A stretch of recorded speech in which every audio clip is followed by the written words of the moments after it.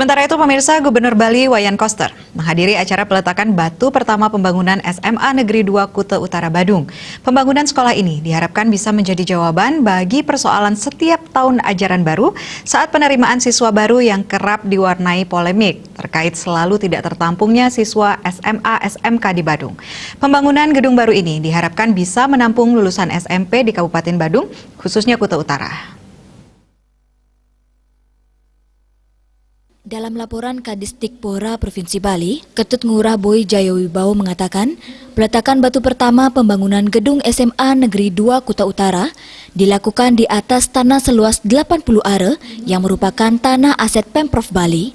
Gedung SMA Negeri 2 Kuta Utara terletak di Banjar Babakan, Kecamatan Kuta Utara, Kabupaten Badung.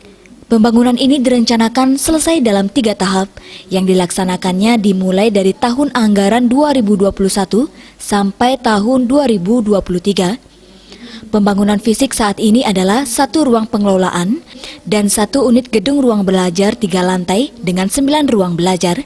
Dana yang digunakan berasal dari APBD Semesta Berencana tahun anggaran 2021 sebesar 8.768.875.000. Pembangunan tahap pertama diharapkan selesai pada tahun 2021. Pembangunan SMA Negeri 2 Kuta Utara ini diharapkan mampu mengatasi kekurangan daya tampung di Kecamatan Kuta Utara maupun zona terdekat.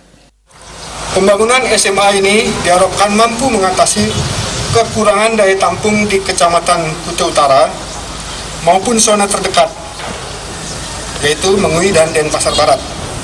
Adapun jumlah SMP pendukung sebanyak 15 SMP di wilayah Kuta Utara dengan jumlah siswa 1.844 orang.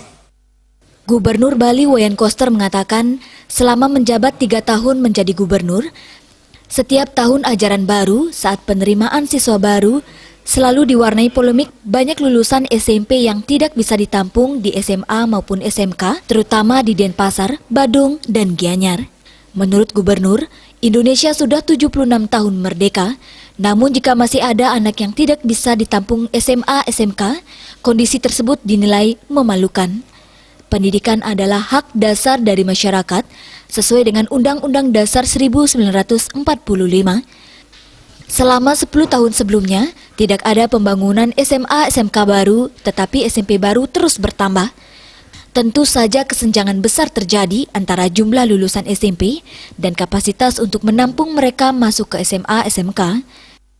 Karena pendidikan itu adalah hak dasar dari masyarakat sesuai dengan Undang-Undang Dasar 1945. Jadi hari gini kalau masih ada anak nggak bisa diterima di SMA SMK, itu malu sebagai pejabat negara, sebagai pemimpin di daerah. Itulah sebabnya saya menggencarkan pembangunan SMA SMK ini. Yang saya amati ternyata 10 tahun sebelumnya itu tidak ada pembangunan SMA SMK yang baru 10 tahun. Sedangkan lulusan SMP nambah terus. Udah pastilah terjadi gap yang besar antara lulusan SMP dengan kapasitas untuk menampung mereka masuk ke SMA SMK. Saputra Bali TV.